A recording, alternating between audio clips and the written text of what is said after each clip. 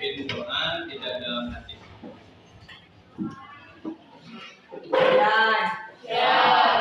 Belajar membaca doa kembali mulai.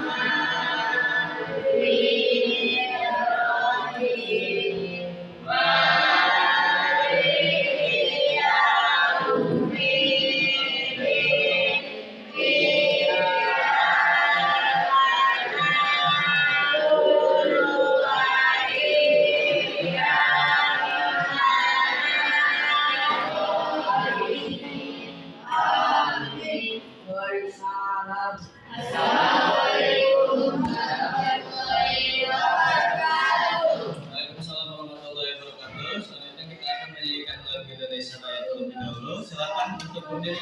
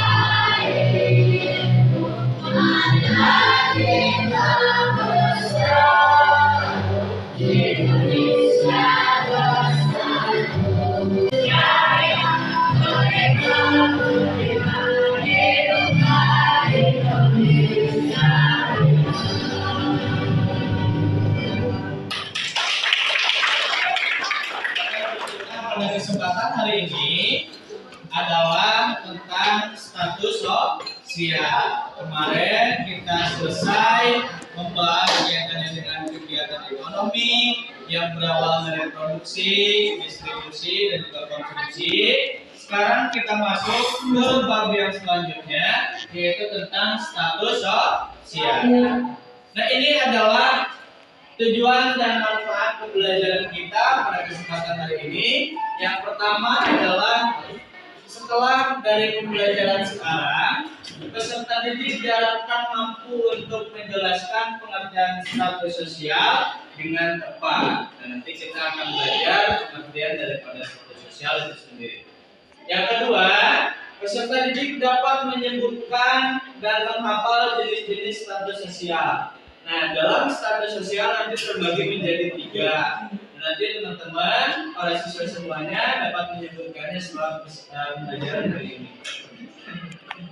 Yang selanjutnya adalah mengidentifikasi contoh status sosial yang ada di lingkungan sekitar secara individu. Lalu menunjukkan fokus dan kedisiplinan belajar dalam suasana kelas yang tertib dan menyenangkan. Silakan kalian nanti setertib mungkin dan serapi mungkin pada saat kegiatan pembelajaran. Siap. Sudah dibawa kemana? Nah, ini yang main game masih kenal.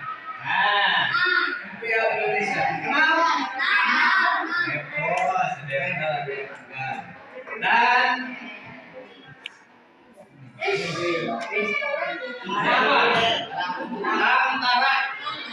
Tentara apa tentara ini? Ini ada Ronaldo, ini ada Messi, ini ada Yola, ini istri bapak ya? Oh, ini ada Kang Dedi, ini ada pemain MPL, pemain Mobile Legends, lalu ini ada tentara. Sekarang bayangkan begini, kalau misalnya teman-teman jadi tentara, siapa yang cita-citanya jadi tentara? Mana? Cunghen, jadi tentara cita-citanya. Atau ada yang jadi gubernur, misalnya.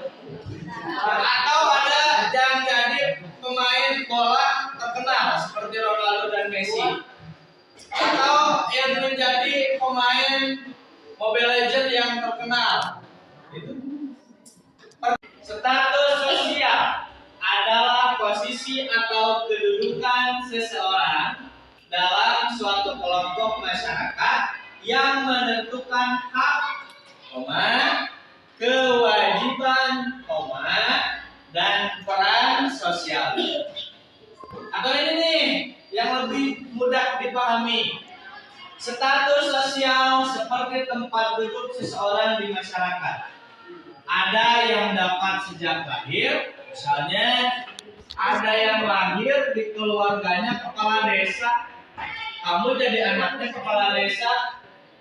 Atau ada juga yang diperoleh karena usahanya sendiri, misalnya jadi atlet, misalnya jadi seorang sarjana, misalnya jadi seorang guru, misalnya jadi seorang dokter, tentara. Kan itu harus diperoleh, betul nggak? Harus belajar, betul nggak? Harus bersungguh-sungguh, betul nggak? Itu. Atau juga yang diberikan karena tugas tertentu. Misalnya di kelas, siapa ketua kelasnya di sini? Rangga. Ketua kelasnya sangat teladan. Misalnya jadi ketua kelas dipercayai oleh anggota kelasnya, atau misalnya jadi ketua OSIS atau pengurus OSIS, misalnya dia dipercayai oleh masyarakat sekolahnya, berarti itu adalah status sosial. Atau jadi gubernur, jadi Pak RT, jadi Pak RW, jadi kepala desa, jadi camat, jadi gubernur, atau apapun itu yang dimandatkan oleh masyarakat itu disebut status sosial. Jadi masyarakat itu mengakui bahwa dia itu seorang guru, dia itu seorang tentara, dia itu seorang sarjana, dia itu seorang anak yang baik, diakui oleh masyarakat, bukan hanya mengakui sendiri.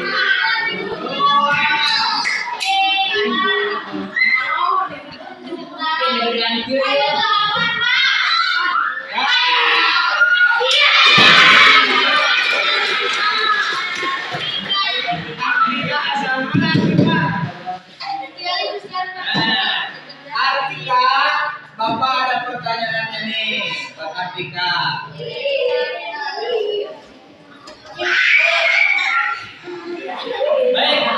Baik, siswa. Saya minta Bapak ada makan. Sekarang kamu sudah belajar tentang status sosial. Kesimpulan daripada pembelajaran kita, status sosial terbagi menjadi satu yang diperoleh karena diri sendiri, kedua yang diperoleh dengan diberikan oleh orang lain, dan yang ketiga didapatkan sejak kamu lahir. Itu yang disebut dengan status sosial. Apa ciri-ciri status sosial? Satu, diakui oleh masyarakat. Yang kedua, apa lagi tadi? Mempengaruhi cara orang lain memperlakukan kita. Yang terakhir, bisa bersifat tetap atau berubah. Sekian dari Bapak. Ingat, cinta itu tapi nilai IPS yang bisa bikin masa depan lebih Oke, sekian dari Bapak. Assalamualaikum warahmatullahi wabarakatuh.